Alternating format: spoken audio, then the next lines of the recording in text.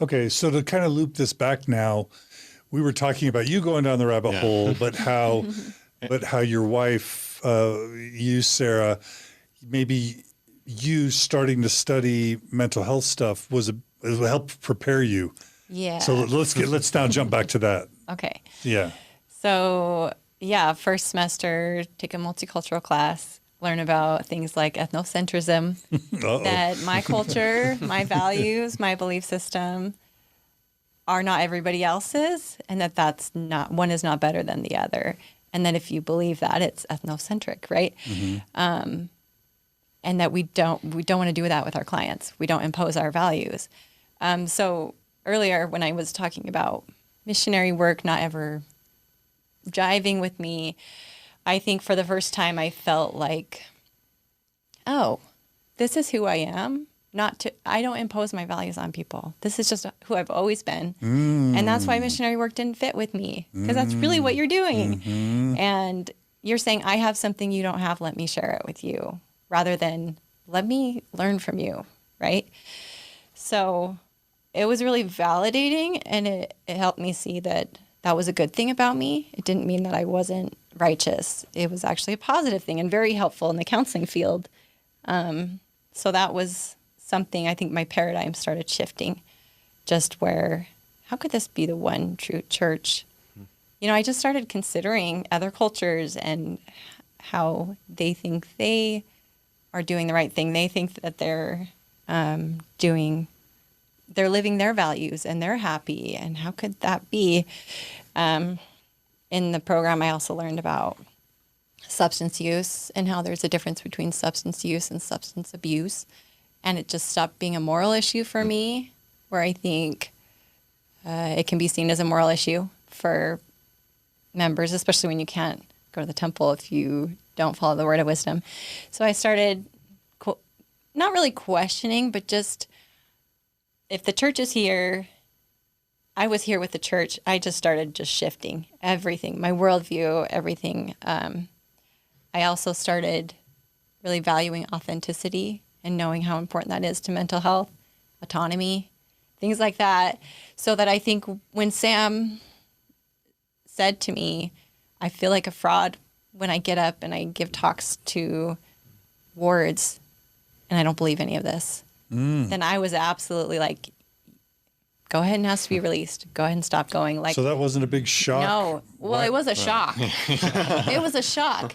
But I knew how important authenticity is to mental wellness, that I was like, I don't want you to live like that. You go ahead and be released. Like, I was 100% behind him. But what about him losing his faith? Like, that's, we talked about your marriage and your agreement. The whole marriage was built around Mormon faithfulness. Like that came later.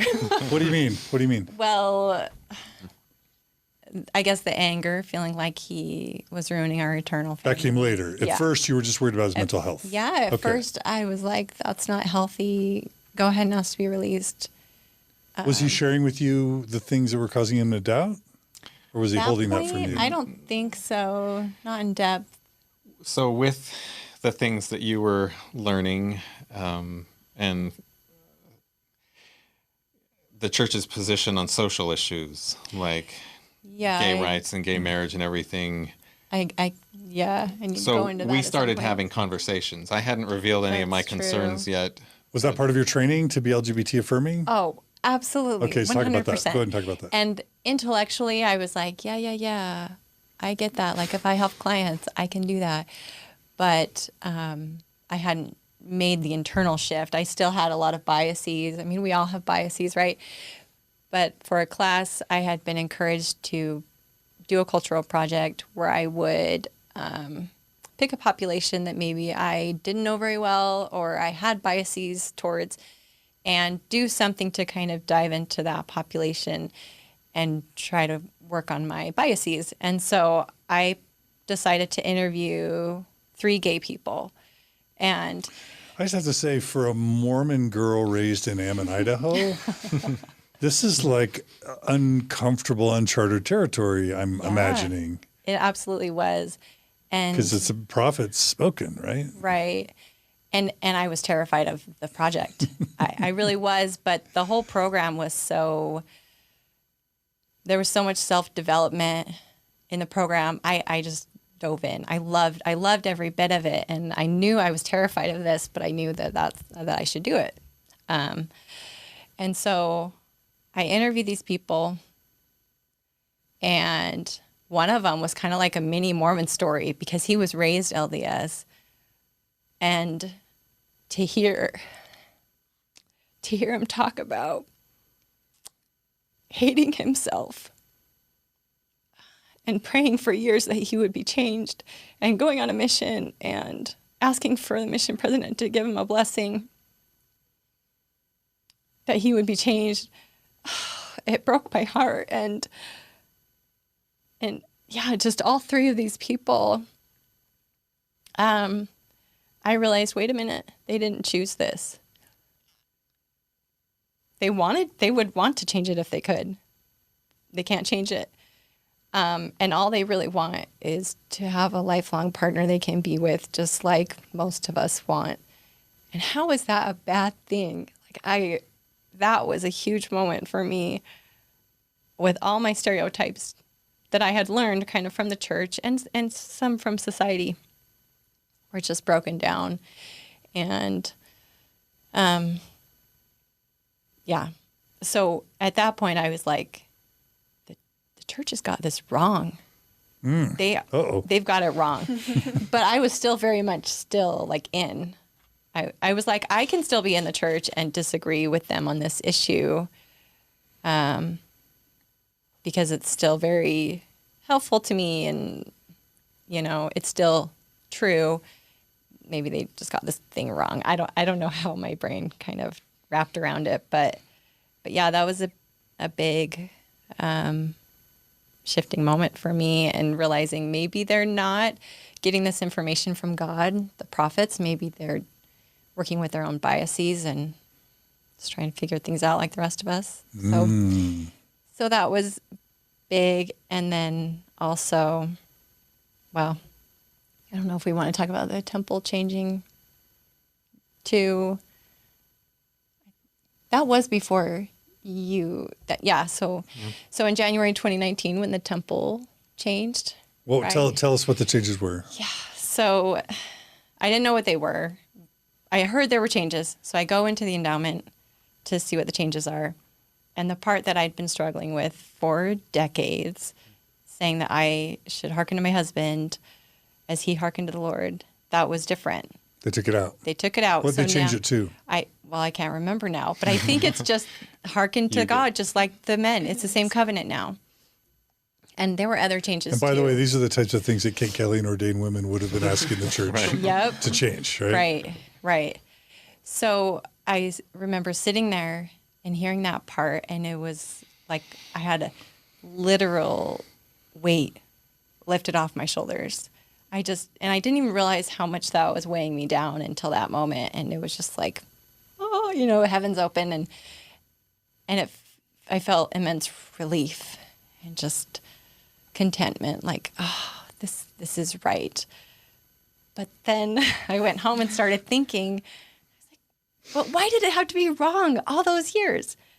So, and it was validating that whole time, this didn't sit well with me. And then to come to find out it was wrong. And then I started researching like the temple endowment and how it had lots of changes throughout the years. And part of me was okay with that because they're making it better, at least. Yeah. Right. And I get that we're like, we're kind of the fruit of our time. And so maybe there's changes. But I had been told for decades that I was less than. That's the message I got from that part of the temple. And so I couldn't just wash that away. So yeah, I was relieved at first, and then it became a huge problem, a huge, area of dissonance for me where it didn't make sense. So. And I have to say that's very similar to your concern about race in the priesthood, because you're like, I had been believing and defending racism for decades. Right. They can't just like make these changes and expect us all to go, okay, things are better now. Yeah.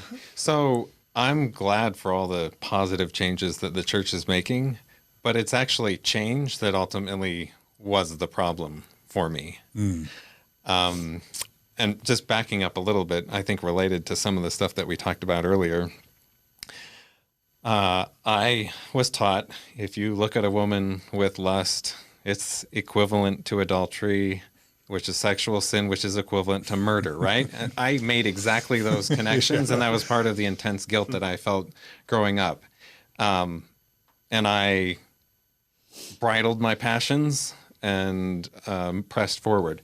And then the gay marriage movement gains traction and becomes more in the news and in my face. Like I could just not pay attention to it earlier, but then it becomes more in my face. It becomes more of an issue and a problem for the church. And then the church tries to change to accommodate and be less offensive and less othering, less harsh. And so they're creating websites like Mormon and Gay, and I'm now hearing from the church being like having same-sex attraction, having these feelings, that's not sinful. That's not a problem. Just don't act on them. And I'm, what? My entire life I've had heterosexual attractions, and I've been told that's wickedness and you better not do that.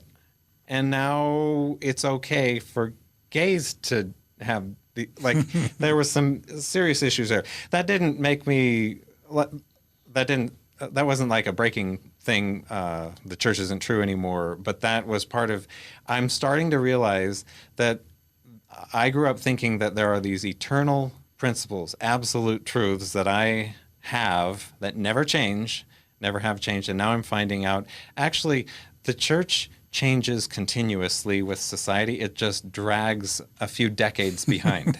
Yeah. That's what I observed. Yeah. If I could just add something. You say that into the mic. Oh.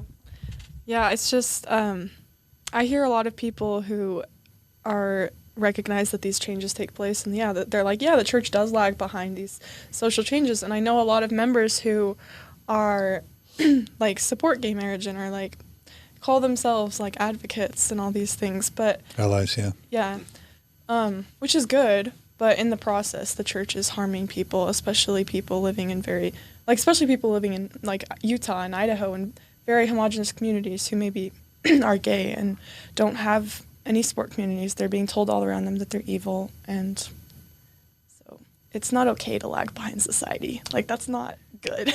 Especially when you have prophets that are supposed to, be talking to God and that are supposed to put you ahead of the curve. Yes. Right. If you discover the prophets are actually way behind the curve, then it became a problem. Yes.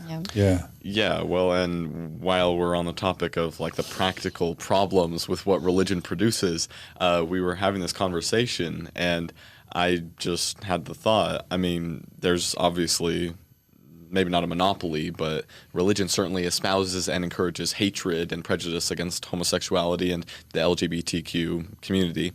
And it's just so patently obvious, especially from the outside, that if you want to, encourage hatred of homosexuals, then getting a bunch of voluntarily sexually suppressed men and then establishing double standards in your doctrine for what sexual sin is and is not, I mean, that's the perfect pathway to get to that, which is obviously problematic. Smart kids. We love them. Proud of them. Okay, so you're not liking the double standard. Yeah. So I still haven't said anything to Sara about what I'm thinking. This is I'm researching. I'm learning more. I didn't want to do anything rash. Like, hey, you disavowed stuff, not cool. I'm out of here. And I just wanted to make sure that I'm cool-headed. I'm well-informed. I know what's going on. And so I researched and researched and researched. She starts sharing things that she's learning with the counseling program and her developing increasing concern, that dissonance with the church's position on social issues. And so I guess I started feeling, well, you're kind of criticizing the church there. I've got some criticisms. And so we started having critical conversations about problems that we saw in the church. Yeah, but I was not open to the historical stuff. For me, the social justice stuff was it. If it's harming people and if it's not aligning with my values anymore, that's huge. If people did weird things in the history, whatever. Like if he wants to look in a hat to get the Book of Mormon, it's still a great book. Like, I'm not feeling that way now. But at the beginning, I was not open to all the history that he was sharing, and it was very uncomfortable and unpleasant. And I was just the opposite. For me, it was all about the truth. I thought I had it in the church, and then I found out that the church was lying to me the entire time. And so that was it. And unlocking myself from the prophet's moral code and allowing myself to decide for myself what my values are and what I want to support and everything. That, like, I understand and on board with progressive social issues now, which blows my mind. Totally 180 degrees different from my political views and everything growing up that were dictated to me more or less by the church as I understood them. And Mormon Stories listeners will have heard me talk about this many, many times. I got this from Dr. Dave Christian, a dear psychologist friend in Logan, Utah. He gave a talk in a Mormon Stories conference once where he talks about the validity and the utility distinction within Mormonism, that there's validity Mormons that are in it because they believe it's true. And that was you, Sam. And then there's utility Mormons that are in it because it works, because it's useful. And that was sort of you. And if we have to go along a stereotype kind of role, men tend to be more validity Mormons. They care about its truthfulness. Women tend to be more utility Mormons. They care about it helping you raise kids and being a good support for the marriage and for the family. And so women on average, tend to care less about the history, at least at first, and the men tend to care less about the social issues. And so you guys fit that mold pretty tightly. Yeah. Yeah. And so when he would tell you these things, you would react how? The historical stuff? I would feel sick to my stomach. I would listen to him. I wasn't going to shut him up. I wanted him to be able to share. I wanted him to be able to be open. And again, I think my counseling program helped prepare me for that. But yeah, I would very much be like, okay, and then I'll just put that over there. Okay, I heard that, and put it over there. And I had read Mormon Enigma like years ago. So I knew a lot about that. Emma? It's about Emma Smith and polygamy, Joseph lying. So I already knew a lot of that. Joseph lying what? To Emma about all the wives. Who he was marrying or not marrying, yeah. And sleeping with. Right, yeah. So I knew that.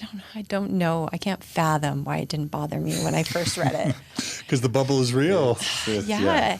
And we even went to Nauvoo for like a family road trip, and I asked the lady, it's the tour guides are Community of Christ people. I said, "Are these the stairs that Emma pushed Eliza Snow down?" Like I was so excited. When Emma found out that Eliza Snow was having sex with Joseph. Right? Yes. And the Community of Christ lady was like, "I don't know if that story's real." But I was like, "Maybe these are the stairs." I was so excited. Why didn't it bother me? I have no idea, but it didn't. Sometimes you're just not ready for the information to get through your armor. But yeah. You want to say something? Sure. Yeah, well, and I mean, I actually draw a lot of parallels between like OCD that I personally experienced and just like things like that. Like for example, it's really depressing, I think, particularly as a child of you two, who are amazing parents. But we're paying really, him later. Yeah. Like like the fact that two people who I know love each other very much could both hold reservations or criticisms of this great organization, this all-consuming aspect of anyone's lives, and not like have to, beat around the bush with that, like in that relationship. That to me is like, that's the exact sort of mental imprisonment that was my state as like highly mentally dysfunctional. And that's something that really, drives me up a wall, is when I see like the mental captivation that religious thought, whether you're indoctrinated as a child or converted, really just, forces upon its, I'd say, victims. Yeah. It's not a super popular, not good terms to use, but like mind control is a thing. I think so. And if you're you can call it teaching or education, you can call it indoctrination, you can call it mind control, but the power that the church has psychologically, this bubble of not just you being insulated physically from friends and from non-Mormon influences, your brother, etc., but the psychological walls that go up so that you could be clearly having feminist sensitivities, even know about Joseph's polygamy and the lying, but it never penetrate to actually have you ask, wait, is this true? And do I really believe this? And is this okay? There's so many walls up that keep people completely insulated. And it really is, it's cult-like, and it's mind control, and it's incredibly powerful. Yeah. Did you want to add something, Olivia? Yeah. Well, for me, it was really interesting when they left the church, because I had like given up on the church probably. Well, it's complicated because I kind of feel like I walked a fine line between the validity and the utility thing. I think I was more interested in the utility. And so the church wasn't useful for me. It hadn't been since I was probably 13 or 14. It was causing me a lot of distress. And so, but I stayed because like that cult-like mentality, and my entire community is based around it, parents right? And Yep. cousins and grandparents. Yeah, and, literally everyone. And so I kept going to church even though I hated it, but I was always trying to force myself to love it. And so there was a constant like battle. And I was also terrified people would find out about my sexuality. Thankfully. Were you internally identifying as bisexual, or? Yes. So I realized I liked girls before I'd actually even heard the term bisexual.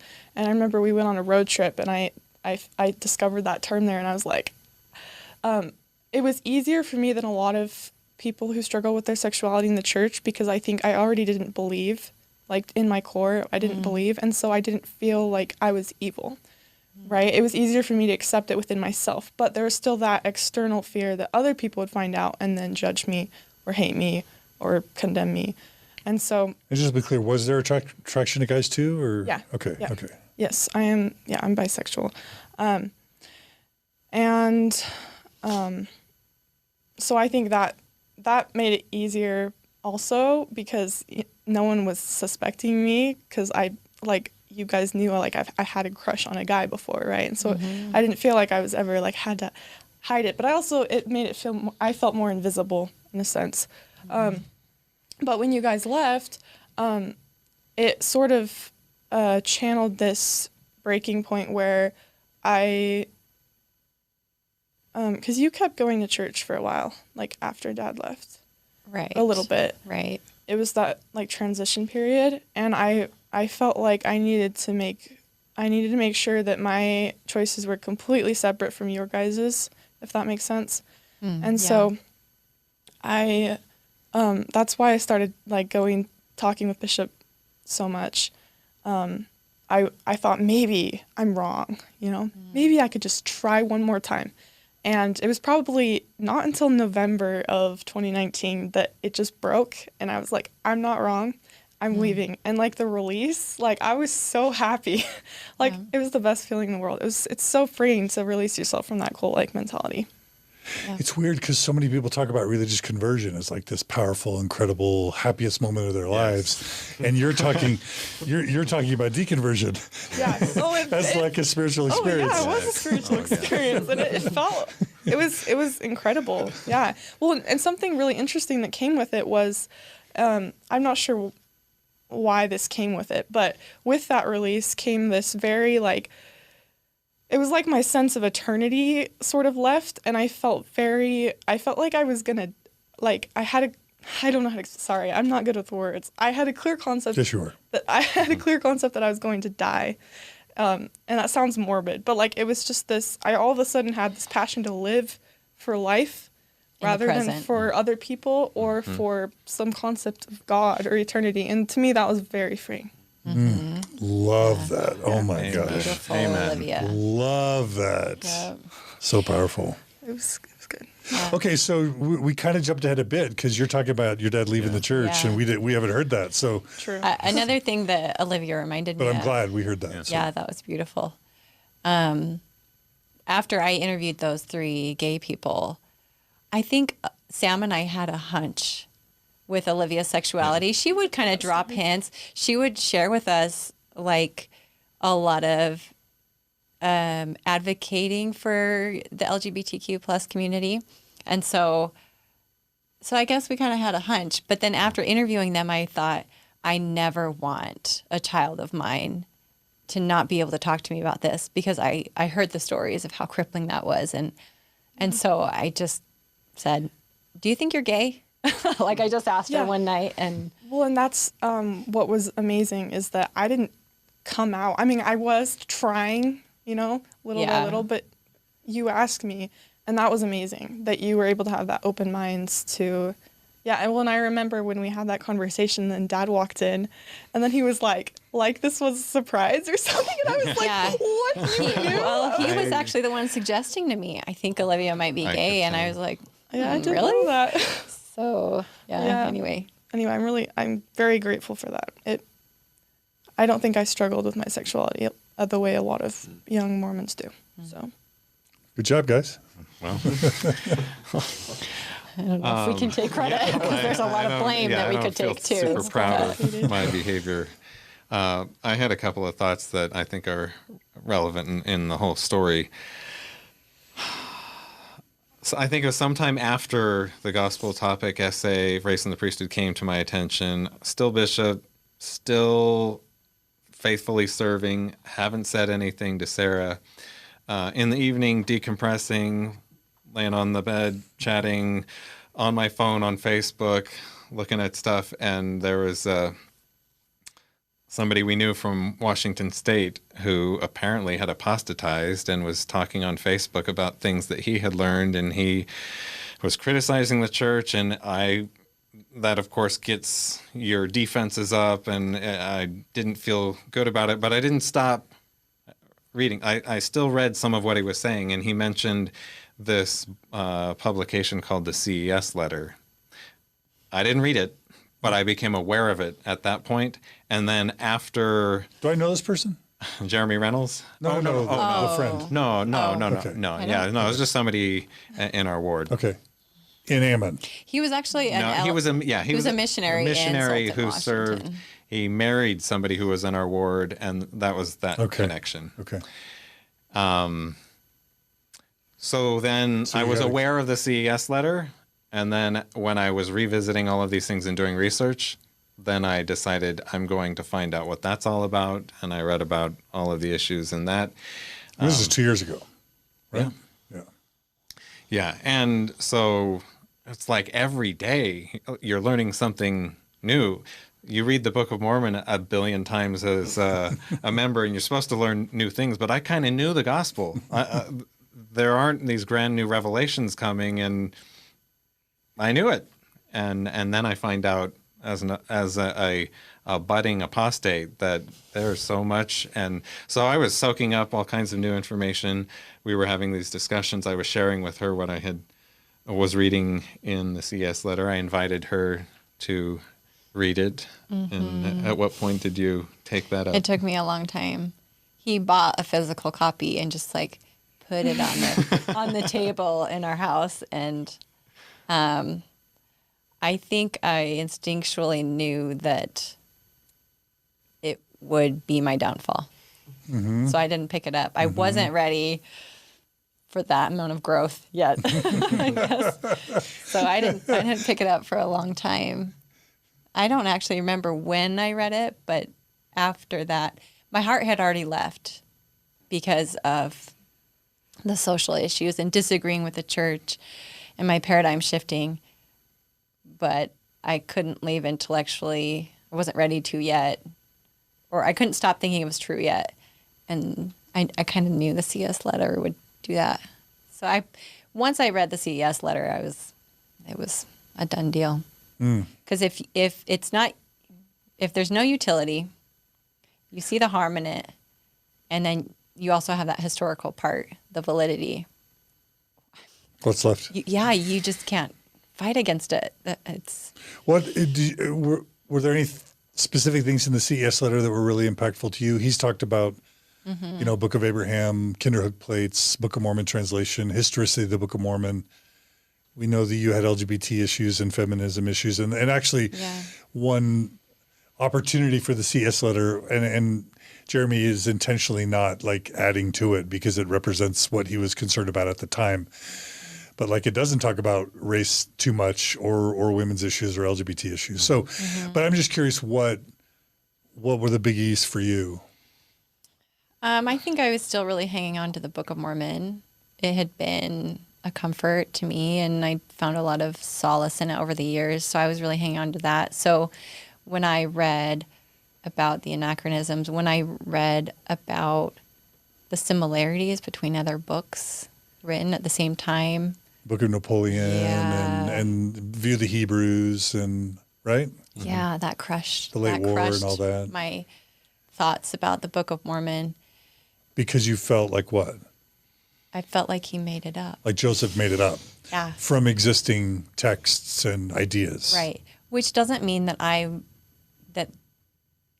never felt power. I don't know how to explain it. Like, truth is truth, right? If the Lord of the Rings is powerful. Right. It doesn't mean that I never received those good things. And it doesn't mean that I didn't feel powerful experiences while reading it, but that it wasn't historical, that he did make it up. Yeah. Okay. So that was your big takeaway. I think that was the big thing from the CES-letter. I wish I had kind of flipped through it again to remember. Because like I said, I knew the polygamy, but I didn't know the extent. Yes. Polyandry. So that's how most Mormons are. The 30 wives and marrying just other men's the polyandry, wives. Yeah. I think Which is what, for those who don't know? Where he married women who were already married to other men. Faithful living men. Faithful living men. Yeah. Yeah. Who were sent away on missions. He would send men on missions and then marry their wives, or try to while they were gone. The whole Orson Pratt thing, his like insanity episode because of finding what? Finding out that while he was gone, his wife had been approached by Joseph. And I can just imagine the cognitive dissonance he was dealing with and how they kind of called it him having an insanity episode. Just things like that are horrific. And now I could see it as, well, he used spiritual manipulation. He, is threatening them with eternal, be my wife or your family won't be saved, or you will be saved only if you be my wife. That kind of stuff, just repulsive. Yeah. Yeah. Okay. And the witnesses, like that was... Yes, I was hanging on to the witnesses too. The 3 witnesses and the 8 witnesses. Yeah. I was thinking, Martin Harris and like, what can go wrong? Oliver Cowdery. Yeah. That was a huge part. So what happened to the witnesses? Just that their accounts weren't, that they actually saw the plates. That it was that they saw it as if in vision. Spiritualized. Yeah, with spiritual eyes. You thought that they were physically seeing the plates and touching them. That's what the witnesses make it sound like. Yeah. And so if they saw with their spiritual eyes, what did that mean to you? It means they didn't see it. It means they either took hallucinogens or they worked themselves up into a frenzy to imagine that they saw it. Or the mind is powerful, so they could have imagined seeing it. I don't know what it means, but it means they aren't as credible as I had thought. Yeah. Plus, they're all like family, right? Right. Yeah. Right. Have financial investments in it. Yeah. Well, and the group pressure Psychologically, if someone says they see something, then you try to like imagine that you're seeing it too, right? So Yeah. yeah. So the witnesses fell. Yep. And that with all the other Book of Mormon stuff, ruined the Book of Mormon for me. Yeah, I think. Just overall, on top of it all, it's just the pervasive, massive dishonesty. Like the church, why am I getting all of this from Jeremy Reynolds? Why didn't the church teach me that? If there's nothing to be afraid of here, if they were just acting as men, why are you not telling me that the prophets are acting as men? And the reason why is because you wouldn't end up with super zealous people. I mean, I'm following because God's speaking through these prophets, and what I can't imagine having a super powerful experience at General Conference if they stood up, we welcome you to General Conference. Some of what you hear today is going to be our opinion and false, it might be racist and sexist, homophobic, cultural suggestions, but not commandments. Yeah. Take what you will. Some of it might be uplifting or helpful. Okay, first speaker. So on the one hand, when people find out about these issues, they try to explain it as you're trying to judge him by the standards of today. He was just a man. And while simultaneously saying prophets always teach the truth. And this will come up later. I'll address that later. But the dishonesty was there from the beginning, and it continues today. And when you're part of a fraud, you don't realize what's happening. So for me, I have it wasn't what I was sold. It wasn't what I thought I had. And I have no use for somebody claiming to speak for God who's actually just telling me their opinion. Right. Yep. Yeah, well, and that was, it relates somewhat to the disciplinary council, which again we'll get to, but it's so inherently contradictory to say in one breath, I speak and act with the authority of God, like the almighty creator of the universe and all that's good. Like that being backs me up. But the things that people act on, my words that people act, live and die on, they might be opinions. Who knows? It's not just a matter of you have less powerful converts. It's a matter of, what are you saying? Because both of those things just can't be true. And that's what's incredibly frustrating about the whole illusion, is this idea that on one hand, we're going to say, yes, I will do whatever the prophets say because it's what God says, right? Mm-hmm. And then on the other, those guys, the ones that contradict the prophets of today, they were just spreading their opinions, to your point. Mm-hmm. Yeah. Okay. So what happened then? So at some point, you just lost all belief, and and you're still, I guess you're still hanging on. Yeah. Is that how it worked? Well, for about 7 months I did. What was that conversation where you're like, I'm done? So where I said, so I was doing all this research, and I guess I got to a point. I don't even remember when exactly it happened. I think it must have been in February. I think it was February. Yeah. Of this year? 20. No. Last year. Yes. Okay. 19. I was still on the High Council, and so you have your assignments where you're supposed to go around and representing the stake president and testifying of the truthfulness of all of this, and I can't do that. So I met with the stake president, and I asked him, I said, hey, these are things that I've learned, like disavowal.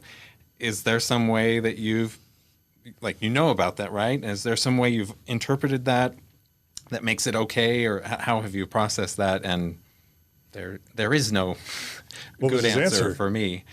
Had he thought about it? Did he acknowledge the problem? Yeah, he was aware of it, and I think it's just they were speaking as men. And so you don't expect perfection. You're like, Moses made mistakes. Prophets make mistakes. This is nothing new. Nothing to see here. And so, why didn't that work for you? Well, suppose if they did say, hey, welcome to conference, some of what you will hear will be like, if they were honest to me about the fact that a lot of what I hear from prophets is just their opinion, if they allowed for that at all in the present, maybe it would have worked for me. But that only applies to past prophets. The current prophets speak for God, and they must be obeyed and relied on 100%. Like, it's just You can't have it dishonest. both ways. Yeah, you can't have it both ways. It's dishonest. So what if somebody were to say you were just set up for failure? Like, it's unfortunate that you had conservative parents that taught you true or false, the binary thing. But what if they were just to say you misunderstood? It is both. It's that they're led by God, but they're fallible. And so it's both. You just believed an inferior, rigid type of Mormonism that sets you up for failure, when in reality, yeah, it's both. It's that they're doing the best that they can. They are led by God, but they're going to make mistakes, and you kind of live in that middle ground. Yeah, so we started, well, I guess this came a little later, but what I found following... And we don't have to get there yet Okay. if you're not ready. Well... you save that. We'll save that. So what would I say to that? I don't think I misunderstood anything. You told me that I should obey the prophet, follow the prophet, follow the prophet, follow the prophet, and you did not, when you were telling me things, you did not allow for the possibility that the prophet could be wrong and I could be right. You did not allow for the possibility of me getting revelation that contradicts what the prophet says, and I'm right and the prophet is wrong. Yeah. They explicitly disallow that, and so it doesn't work for me. Right. Well, and I was taught that kind of nuance. By your dad? Yeah. My dad talked about knowing that the priesthood ban was wrong, but knowing that things come from the brethren and that you wait for them to get it. So I did kind of hold that nuanced place, which is why after feeling like the church was wrong about gays, I could still be a member and I could still participate. But it got to the point where if I can disagree with them and still be a good member of the church, but like, okay, fine. But what's the point? If I'm just following my values and I'm not necessarily following theirs because I think they're wrong, then Why do you need them? yeah, why do I need them? I know how to follow my values myself. I don't need to wait for them to change the gay policy. I don't need to, right? I can just live my life now without that. Well, and I personally consider that the courage not only of you and Dad, but also of that sort of secular like morality, right? Is I don't need an ever-changing, inconsistent, unreliable religion or religious people to dictate what my morals should be, right? And obviously, technically speaking, the church follows that type of thinking as it progresses with society just lagging behind. And I had a thought in respect to the question of, well, what if the men are fallible, but they do still speak for God? Not only are there plenty of problems with that? I think even if there hadn't been contradictions, even if it was all honesty, it calls the entire religious system into question. Yep. The Bible alone, where you find cultural instances of the Bible where it's like, this seems to condone slavery. Well, shucks. I guess this is the fallibility now, right? But that's the point. Everything is not only open to interpretation at that point, it's open to interpretation by anyone with equal validity. And that, I think, is the crux of how it's just impossible to answer that question in a satisfying manner. Want to add something, Olivia? Yes. Well, just I don't want to attack anyone or call anyone out, but in light of recent events we've seen with racism and police brutality, the problem with the prophet being your ultimate authority or God being your ultimate authority, especially when it's within a church that has espoused racist and still espouses racist teachings, a lot of my friends, the only thing they've really said about all of this is sharing Russell M. Nelson's words on it. And to me, that just feels very... I understand why they're doing that, but when you're not comfortable enough to speak up with your own words and you're using the words of some prophet, it's just it's counterproductive and it's wrong. Yeah, I think about it. There are a lot of things I could do with my time, and I'll just ask your forgiveness for just a tiny little editorial. I'll be really brief, but there's a lot of things I could do with my time. I'm into politics. I was a poli-sci major. I could get into politics. I could do mental health stuff. Like I could go into business. So why do I keep doing this? Like I do believe that religion is a binding force. If you look at, and this isn't even me being political, like partisan, because I'm not super Democrat or super Republican. I care about truth and health and well-being, not about parties. I think both parties are problematic. Both parties have good things to say. I could be a Republican or a Democrat, depending on what issue we're talking about here.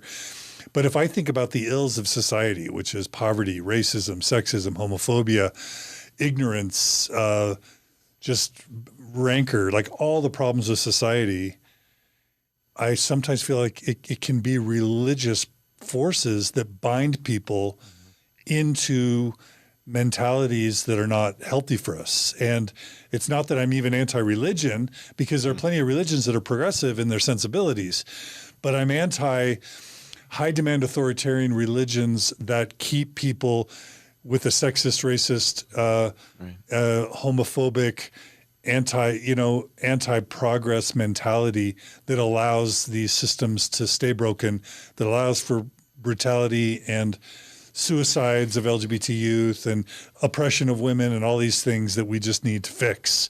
And so again, it's not that I'm anti-religion, but I'm against oppressive ideologies that anesthetize and cause people to fall asleep to the social and cultural problems that are facing us. I apologize for that, but that's how I feel. Yeah, no, that was awesome. Well, and that just makes me think I had a great conversation with a good friend of mine who is Mormon, and he's in debate, which I like a lot. And so, he's the kind of person you could actually talk about something very personally sensitive, like your religious beliefs, right?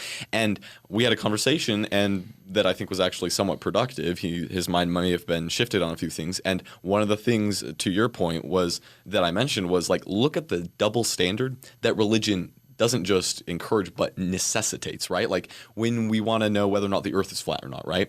Let's look at the evidence, and, hopefully it's pretty clear to most people that the earth isn't really flat, right? But when it comes to religion, not only do we start with a premise, right, and then try to fill in the gaps along the way, we say any piece of evidence that backs us up qualifies as proof because it satisfies my personal need for this thing to be true. And that's just, there's an infinite number of examples of that kind of thinking, but it is that kind of thinking that allows religious individuals and institutions to say, yeah, racism, okay, we can have our opinions on that, but at the end of the day, this religion's got to be true, and if it means being racist, go ahead and be racist. So instead of starting with the data and then following the data to the conclusions that are most healthy and true and positive for the most amount of people, you start with the religious assumptions that usually were formed in the Bronze Age. Yes. Right? Yes. Right, exactly. And if the evidence conflicts with your Bronze Age ideology, then you got to stick with the religion no matter what. Right, and Karl Popper, a great thinker of the 1900s, that's the definition of a pseudoscience as far as he's concerned, right? Like confirming a belief rather than attempting to disconfirm it, that is the definition of a pseudoscience, and yet this is what religion is. Yeah, or can be. Right, yeah. Right. Yeah. Of course. Okay. So you fall down the rabbit hole, and how do you tell her you're done? So, or whatever else. Keep going with the story. Well, I think where we were is we had talked, and I got to the point where I was done, and we had been having these critical conversations. So she knew that I'm finding problems, and I think that wasn't a surprise, right? That. It's hard to remember. I don't know. But there came a point where I said, I can't testify that I know the church is true anymore. And like I had said, I was fine with that. I was like, okay, go ask to be released. But there was a moment when I said, well, what if you just testified of Christ and you didn't testify of the church and you just testified about Jesus Christ? And there was a look in his eyes, and I was like, "Oh my gosh! Oh, no. I don't think he can't even do that right now." And That's terrifying for people. Oh my gosh, yes. Like, don't touch God and Jesus. Oh, You can touch yeah. Book of Mormon, Joseph Smith, Yeah. maybe, but God and Jesus, don't touch that. right. Can't touch this. Yeah. No. So yeah, I was too scared to ask, but I could tell by that look in his eyes that he couldn't even do that. So I was like, "Okay, go ask to be released." And so I think, if I remember correctly, that was in February 2019. Yeah, I think so.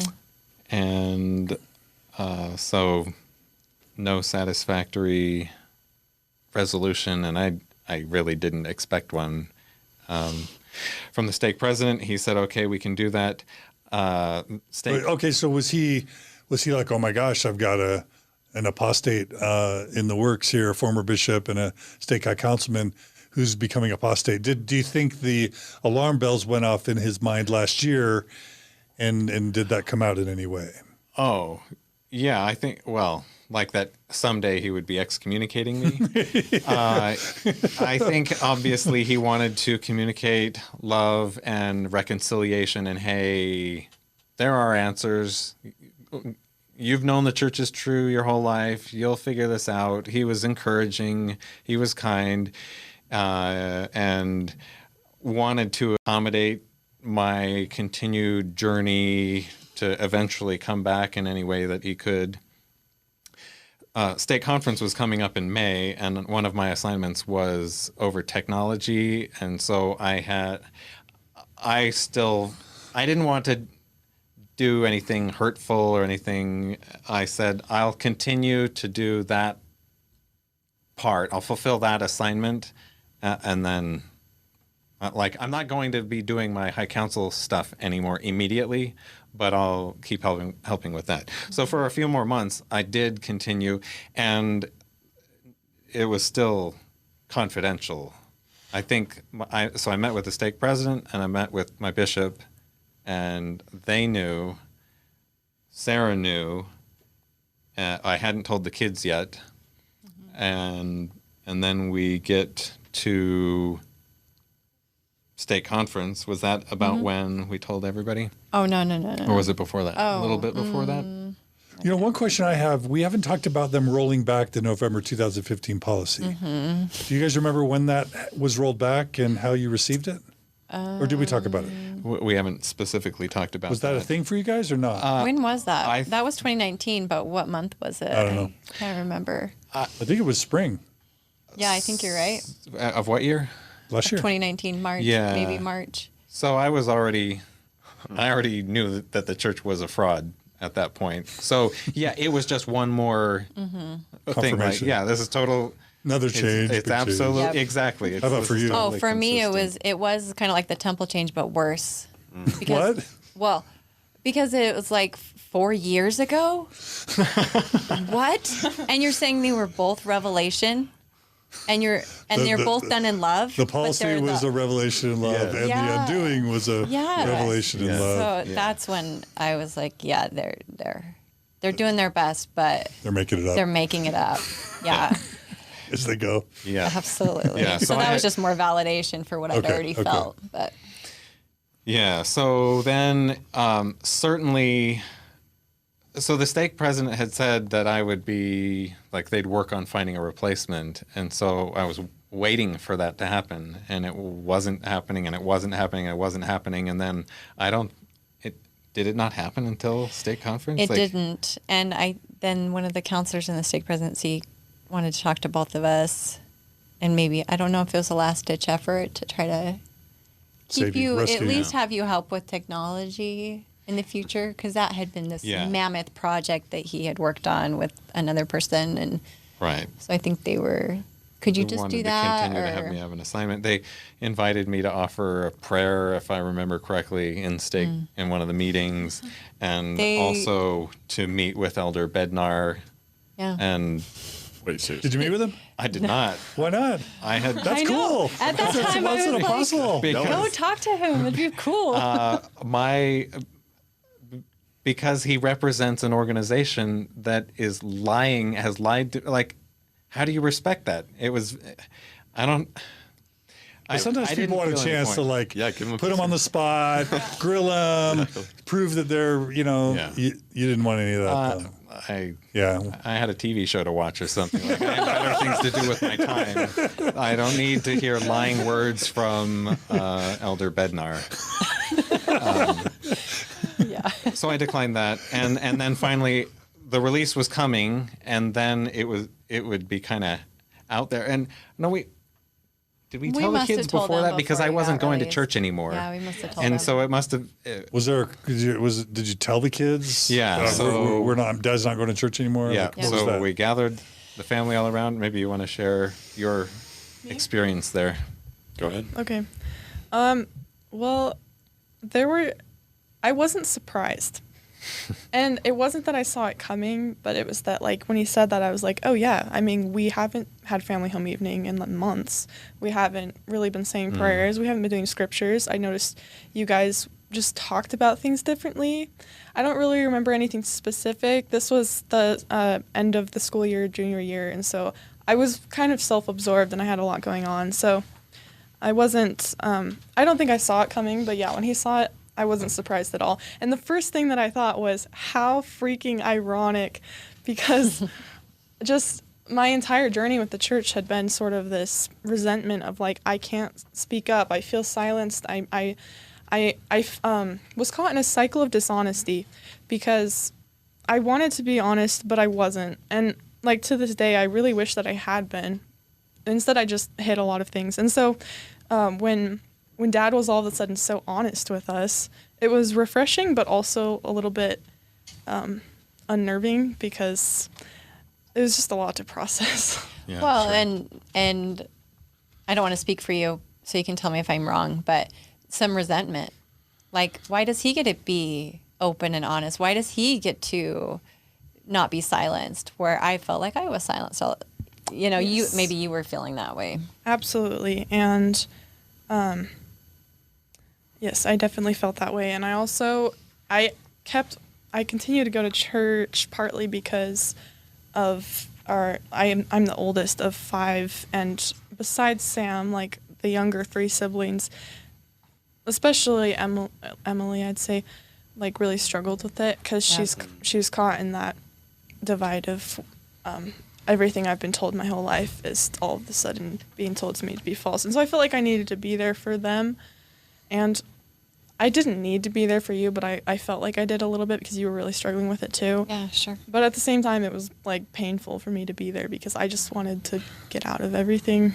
Yeah. So just to be clear, you were worried about your mom and you were wanting to be a support as a child to your mom? yeah, because I saw the emotional toll that it was taking on her. What did it look like from your perspective? She was very pensive all the time, and she'd cry sometimes. But I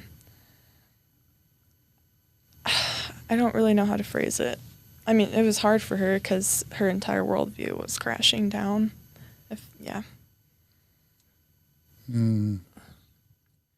That's sweet that you want to be there for your mom. Yeah, my side of things is a little bit less sweet. I had grown accustomed up until that point to being, I think, a relatively reasonable, 15-year-old. So who knows how reasonable really, but, relatively reasonable and not one to allow emotions to dictate my actions, certainly not for a sustained period of time. But it was, I would be lying to say that anything but deep-seated resentment and anger was what arose from that.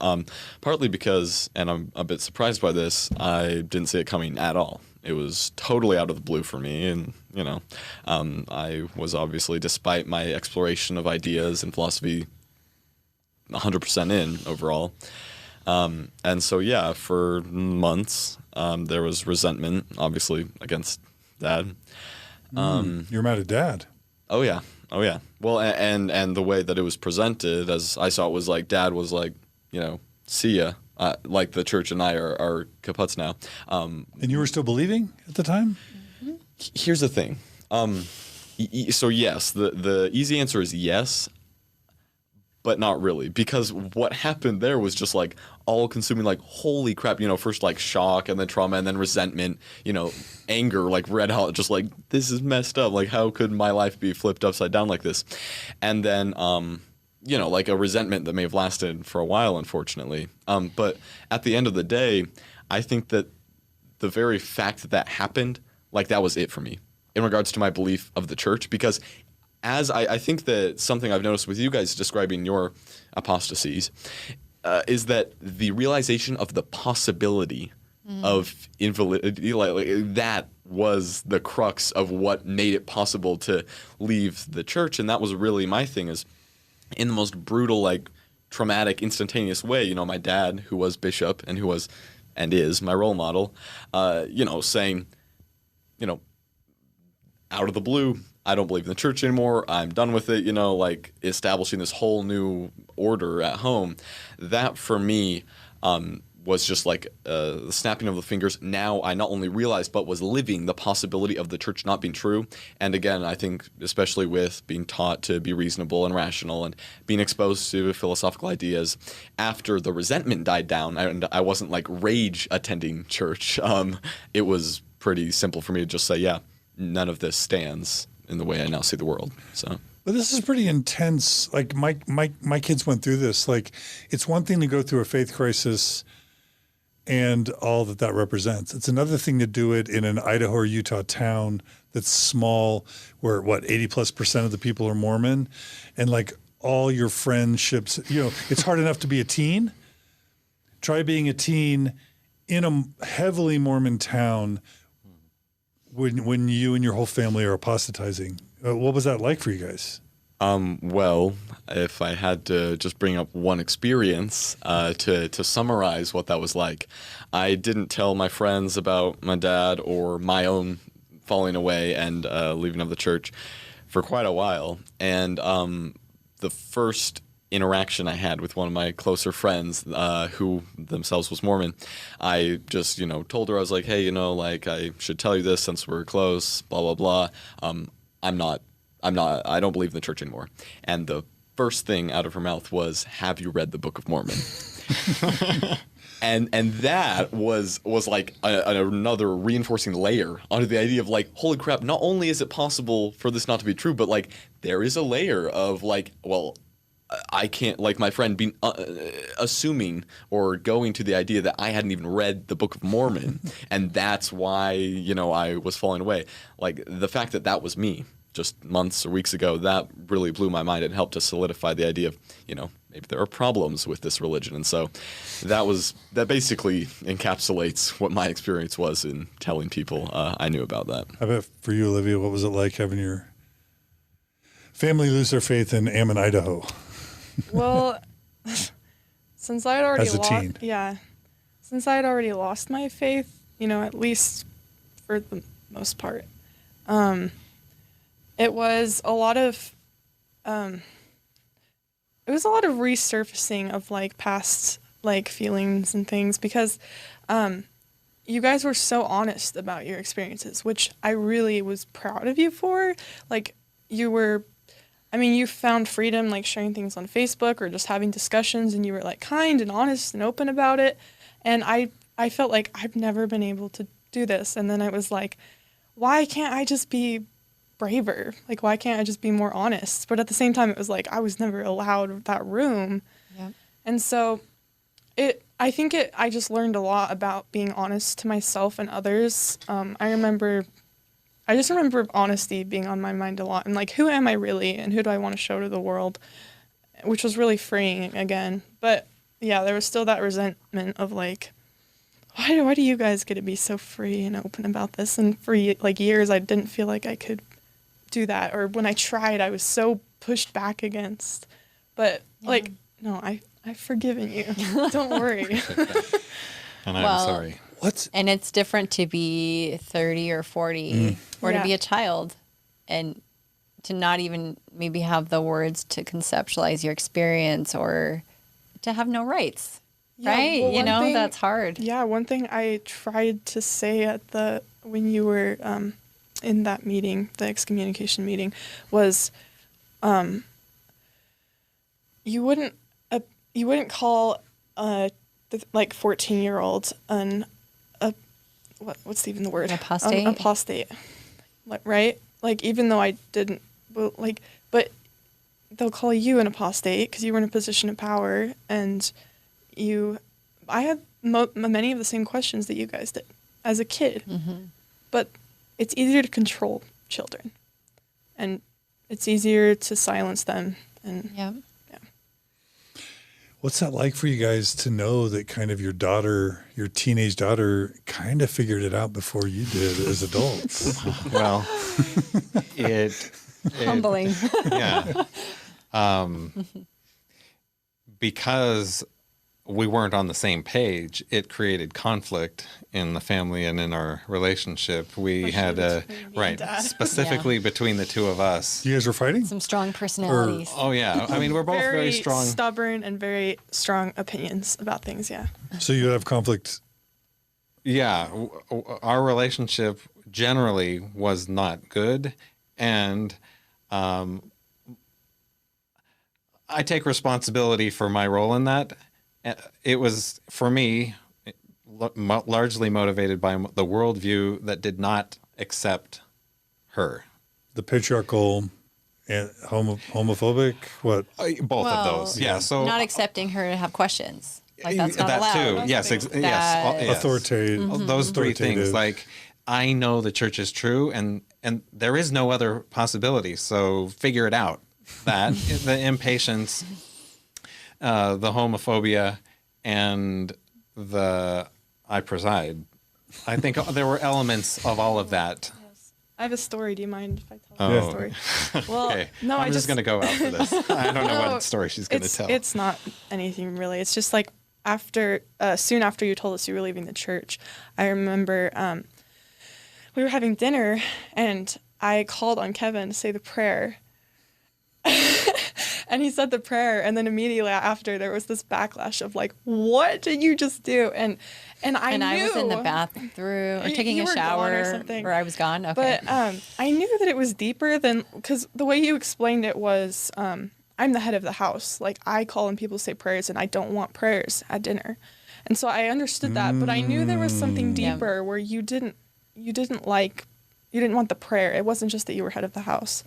So that head of the house idea it took some time to dismantle. Yes. Yeah. Absolutely. Well, yeah. So post-Mormon men can still be patriarchal. Yes, but he was. I don't want to talk about that episode. On it. I mean, that incident for the next hour. There was a lot that we could talk about there. Sure. Absolutely. And at the end of the day, I mean, it's depressing to me. I mean, for example, I think we've always had a pretty good relationship. Olivia and I have been sort of case studies of polar opposites in terms of our family, I guess. I feel like we've pretty much always had a great relationship. And so part of the shock of the whole religious, exodus thing was having intensely negative interactions with you. That wasn't something I was used to. And so then, when you have that added on top of the shock and trauma and resentment, and then when, we're attending church, and then you're like, as you did, getting up in sacrament meeting when you hear something like crying, like, and I'm just sitting there like dying inside, it's those levels of like the pain and the surprise negativity and all these things that, it breaks people and it breaks families. And that's why I think that it's very often that people who say religious organizations, particularly the church, like they may have problems, but they do good things. There's truth to that. I think it's particularly true that religions do good for the people who they work for, right? I think this idea has been mentioned. And for the people who they don't work for, whether Olivia or apostates, like, then it's freaking not good, right? That's the general idea. So well said. So what was the conflict? Like, you're finding truth. Why are you having conflict with your family? Well, so I stopped going, and I told them all the things that I had learned, and that was kind of the end of it. Sara and the kids were still going to go to church. You didn't tell them everything. You said, I found out about the disavowal, and it's made me question the prophets. And he didn't like barf everything from the CES-letter onto them. But yeah, Right. But they knew I don't believe anymore, and I'm not going to Right. church anymore. There were tears, and there was just tension from that moment on. yeah. So they kept on going to church. I stayed home. As Sam said, that damaged our relationship. From my point of view, I lost all credibility. All credibility in regards to anything spiritual, moral, or anything like that. I was no longer the person to talk to, and I had no business talking to him about any of that. Teens could be fierce. Yeah. Well, and he said as much. Yeah, he told me that. When it comes to spiritual matters, you are not an authority for me to listen. Like, he said as much, which totally so valid. That's fun where you stuff. Good times all around. Thank you to the church for all that. Yeah, absolutely. There was conflict along those lines. Something I will say is that there was only that level of toxicity in regards to credibility, which I don't think extended quite as far as you may think, but certainly in like explicitly spiritual and moral fashions, obviously, like how could that credibility not be at the very least challenged, right? And so, but even given that, I'm totally certain that it wouldn't have been anywhere near as bad if, a large part of the image of you as a father, as the head of a house, as the bishop, as a spiritual and moral leader, especially for a son, right? I mean, that image being not just changed but totally shattered, like that is again the sort of the same reason that there was resentment, I think, led to there being that extreme loss of credibility. Yeah, I don't fault you for your response at all. I understand. Totally get it. So I was taking the kids to church. We let them choose if they wanted to come. It would change every week who was coming. Our third child, our daughter Emily, I think it hurt her the hardest emotionally. She would cry at school. She would cry at church. Because all her life, her dad had taught her this is the truth. And then for him to go back on it, and she loved the church, and she's like this beautifully social butterfly that everybody loves. And so she loved the people, she loved church, and I think it was the hardest for her. So it got to the point where it was just me and Sam and Emily, pretty much. Our youngest two. They drop off pretty quick. Yeah. If they haven't been indoctrinated really fully, Yeah. they're like, why would I go to this thing? They get it really quickly, right? Well, and even our 11 is he 12 now? He just turned, our 12-year-old Kevin. I never liked it anyway. That's often what they say. He didn't say that, but he said the prophets could be wrong, and he's really a deep thinker, and he really he stopped going because he didn't believe it anymore. Our youngest was just like, I don't want to go. but yeah, Kevin, even our 12-year-old, he was 11 at the time or 10. Whoa.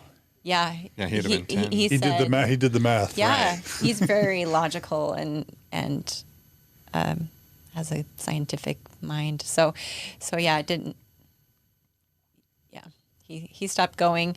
So yeah, it was just me and Sam and Emily for quite a while. And may I interject there? So, in terms of conflict, nobody was really compelling anything, but Sunday morning, Sarah would go in and say, "Hey, time to get up and go to church." Not with a "Thou shalt go to church," but hey, Now's the time to get up if you're coming. Now is the time to do it. And they had concluded they didn't want to go, and so there would be tears and whining and everything. And I went into the room and said, "If you don't want to go, you don't have to." I didn't tell them not to. I just let them know that is an option for you. And then that was that for them. They both said. Yeah, and I was honestly fine with whatever the kids wanted, but it was hard going to church. And for so many reasons, but one of which, like, what kids are here today, like what primary teacher is missing their kid today, and looking at me like, is it my fault, or is, we know through the grapevine that there was discussion that Sam was like poisoning our children, and concerns of ward members that was happening, and Which was So the word gets out. Yeah. yeah. Well, I wasn't attending anymore, and The word got out because I got you it out. announced But it. go ahead and say what you were going to say. I just wanted to say, like, it was weird for me because you didn't poison me. You know what I mean? Like, you didn't even influence me, really. Right. I never have. She beat you. Right. Well, and I don't like thinking about it like that. But, yeah, I think some people, especially older people in our ward, like, didn't notice that I didn't want to be there, right? I kept going to church, so... Yeah, well, and can I just say, hearing you guys recount the changes in parental behavior, right, in terms of like, thou shalt go to church, thou devil, versus, you know, We never talk like that. Come on. right. The general gist of things, though, right? Like, going to church is part of being a. It was an expectation, yeah. Right, it was an expectation. Yeah. That's a much better way of phrasing it. I'll just say, it sounds like you guys could write like a parenting guide to Mormon parents and just say, leave the church. Like, that's the first step to enabling healthier families, if anything. Well, I think so. Sure, sure. That's all a matter of experience. That's the way it worked for me. Right. Yeah. But you know, it's got to be a big thing emotionally for you to have been bishop for 4.5 years in this Idaho town, and then within 2 years of not being bishop, you don't go anymore. You're taking a couple of your kids alone, and then the gossip rumor mill starts buzzing. That's an emotionally intense environment, is it not? Yeah. Yeah, and the ward members were amazing. Good. I heard That's a few awesome. things through the grapevine from friends, but personally, I didn't, like, directly, I didn't experience any judgment, any gossip, any, I don't know, it was just, they were really great overall. So I don't have complaints. It's funny, you hear all the time, the church is perfect, the members aren't. But the more I go into it, the more I'm like, I love the members. The church is not great. You know, there's a lot about that system that is harmful. But the people are good. Okay, Generally. Yeah. Yeah. So what happened? Well, so we had state conference in May. I went to girls' camp in June, and that was like a week of hell because nobody knew. Well, I didn't know that people knew, but some people did know that Sam had left. So it's still very much a secret. And I go to camp. I'm very much in my head. It was really hard to be present and be with the girls. And then there's all these couples, right? Because there's young women leaders, and then their husbands will be there for priesthood, or the bishops come up and they're there with their wives. And I just felt like everywhere I looked, I saw these eternal, happy in the church Mormon couples. And I'm not really a jealous person or like a envious person, but for the first time in my life, I was just look at these people and just hate on them that they had what I didn't have anymore, and that they were just happy, and that was all crushed for me and just all lost. So that was a really hard week. There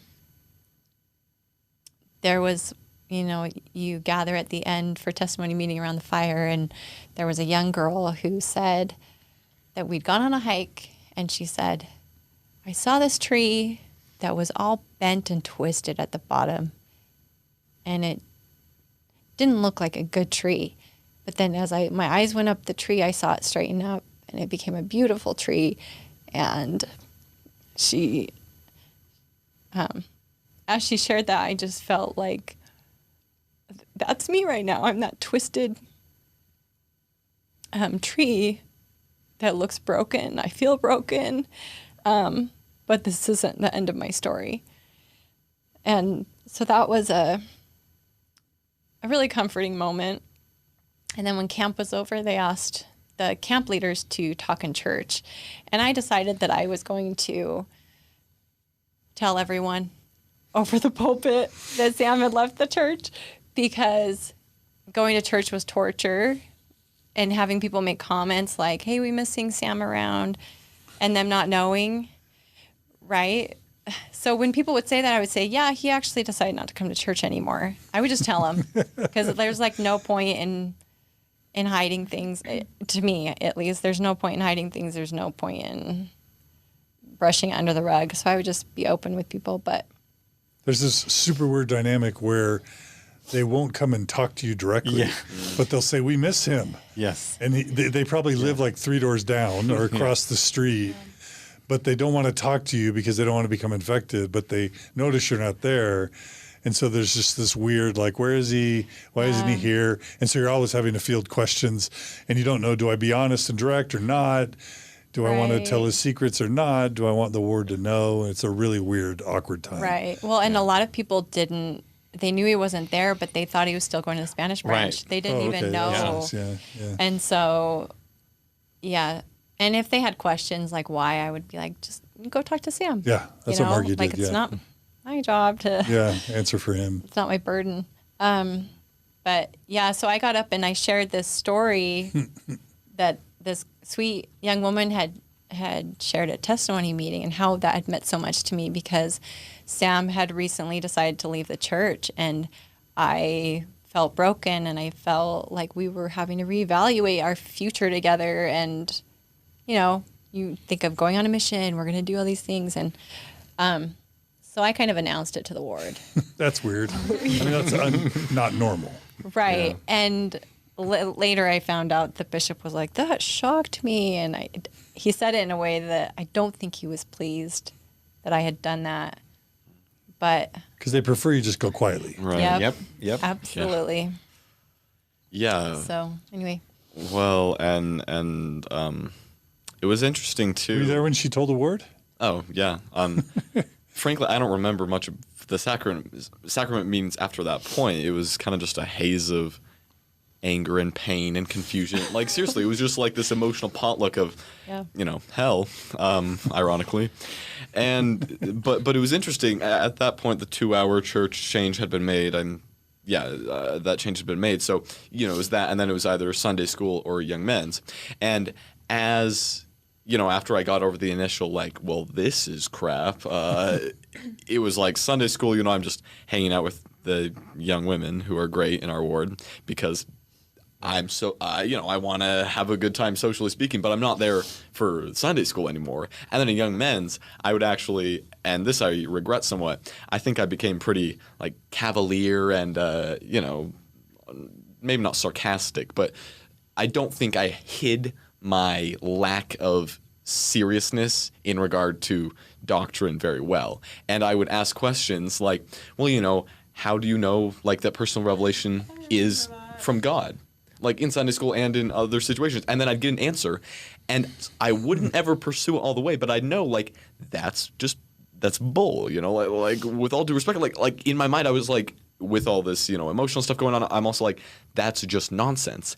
And frankly, when you see an adult in a teaching position, you give them authority usually, right? You think, well, if nothing else, you should be using your position to try to actually, be reasonable and encourage reason. At least that's what I was taught by my parents. And so, like, getting some obviously nonsensical answer that would have satisfied me months ago, but did not anymore, that rapidly led to me becoming totally disillusioned and then not touching the church again. Yeah. So another thing that I remember that was part of this period, at that final state conference, where I was still doing technology, hadn't been attending church for a long time, so all this is happening in our family. The stake president told a story about I think it was a husband whose wife gave him an ultimatum, like she was leaving the church and told him, it's me or the church, you choose. And so had sought counsel, and the counsel was, you keep your covenants. So that's what we're hearing in the context of our new reality. And we would have conversations where I would say, she would express the idea that I feel like everything's going to be okay. Like still believing Like, somewhat we're going to be together. We're going to be together. If there's something after this, we're going to be together. Like, I just don't buy all that. And I, not to be contrary, but I would point out, that's great, but you're making up your own religion. That's not what the church teaches. Which I was. Yeah. And so we were going through that trauma. Anything else in that period in the period before you I left going? Yeah. Well, I did have so there was 1 week that I think was pivotal for me where my heart had already left, like I was talking about, but I was praying to know if it was okay to leave. Like, I just need to know that it's okay, because this is really what I want. And I was at school, and I went into, like, the common room, I guess, and I was microwaving my lunch. And I was a second-year grad student at this point. One of the first years, they have to interview the second years to talk about, like, an ethical dilemma that they've faced. And so she just grabbed me and said, "Hey, can I interview you pretty quick?" And I said, "Sure, I don't have class for a little bit." So we went, and she interviewed me about an ethical dilemma I'd faced. And then we got chatting, and we're both older. Like, we both had five kids, so we were both a little older in the program. We weren't, like a lot of the younger college kids. And we'd both been at BYU at the same years. Like, we just a lot in common. And so I was like, "Hey, just so you're aware, like, this counseling program can be pretty tough on being LDS." And she said, "Oh, I left the church." And I was like, "What?" I was like, "Really?" So I kind of picked her brain for just a few minutes. But it opened my mind to the idea that I could leave the church and be happy and healthy and have a good family like I could see that she did. And so to me, I was like, "Oh, well, that's an answer to my prayer. I can leave and it'll be fine." And then that Sunday, we were in church, and the stake president came and visited our ward, and he handed Sam a note while he was passing the sacrament that said, "Can I meet with you after?" So I went and, met with him after. I was supposed to give it to Mom. She was meeting him, not me. Okay. Yeah. Oh, yeah. Okay. Sorry, I wasn't clear about that. Okay.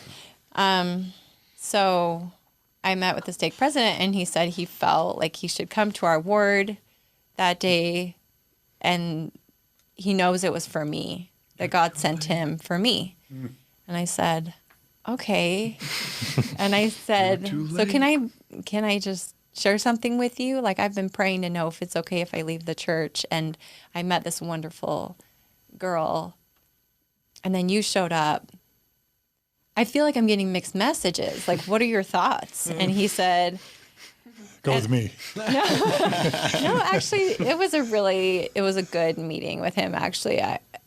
Based on other things I'd heard in talks, I didn't expect him to be as compassionate. And anyway, that sounds really bad, but it was a really good meeting. And he said, "Maybe Heavenly Father just wants you to have all the information on both sides." I was like, "Yeah, I think you're right." And he said, "Don't take that as I'm giving you permission to leave the church." And I said, "Well, that's not yours to give." Oh. And yeah, that was one of my super honest, not tactful moments.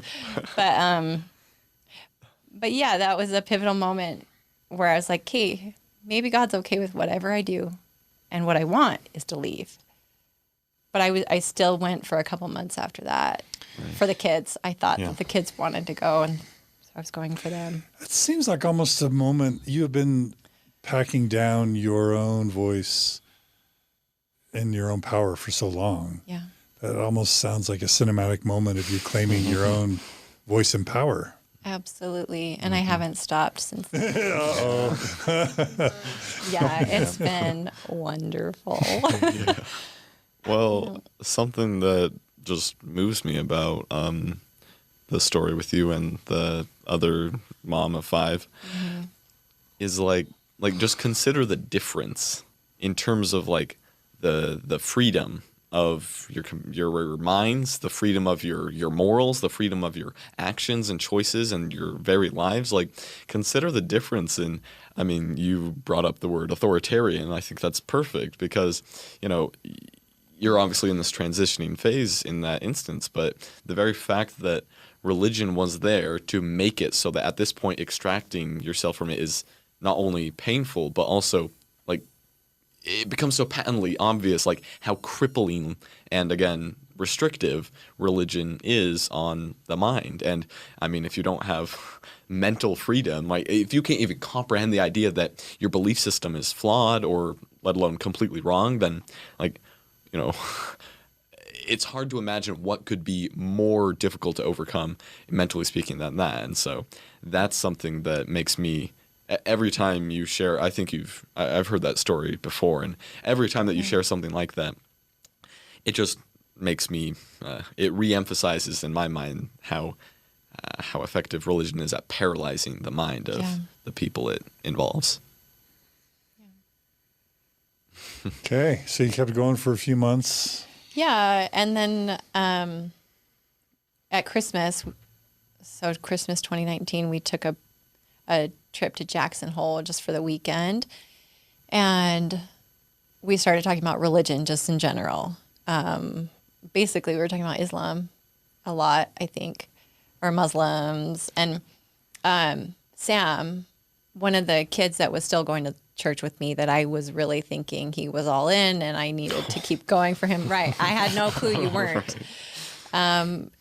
We were discussing religion and how it shifts its standards. And I was like, wait a minute. He's acknowledging this about religion. And I think after discussing it more, and then come to find out he had read the CES-letter and I didn't know that. So then I was like, I'm not going back.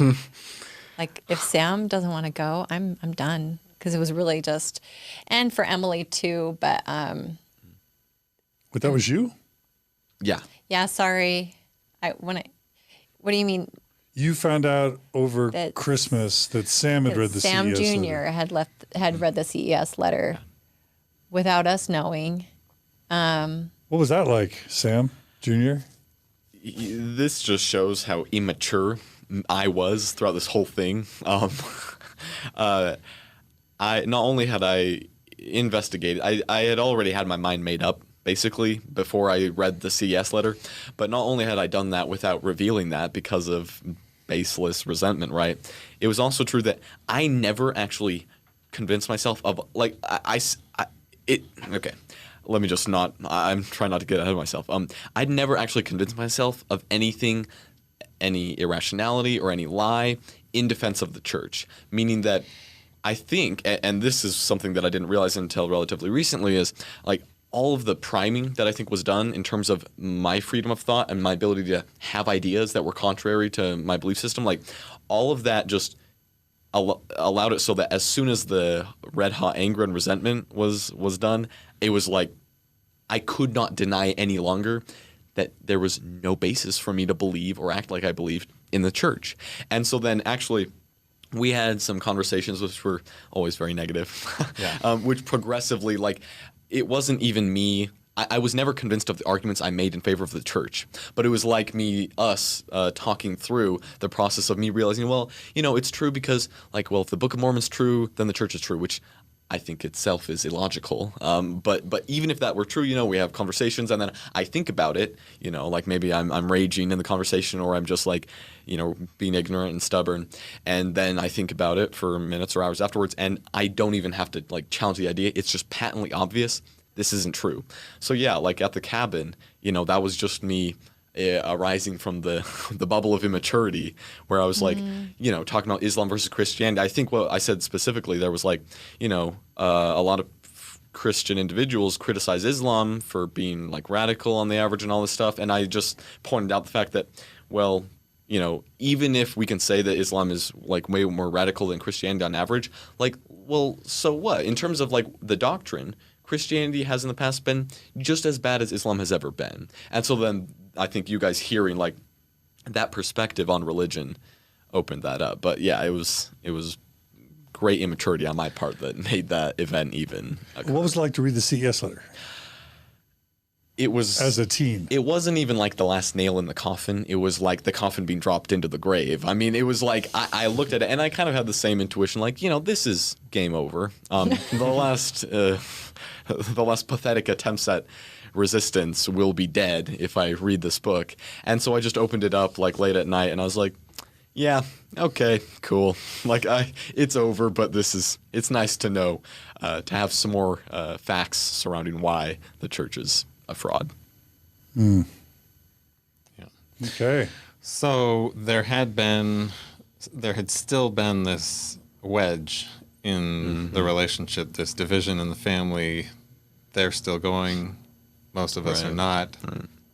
And after that conversation, that was like the beginning of things were getting better from here on out. So then, you said, oh, you're not going. If he doesn't need to go, you don't need to go. Is that right? Yeah. And I think a couple weeks I took Emily still by herself, which I know sounds harsh, but everyone loves her. She has so many friends she could sit with, and I couldn't do it anymore. Those 7 months, I think I would come home crying every Sunday. What was so hard about it? It didn't align with my values anymore.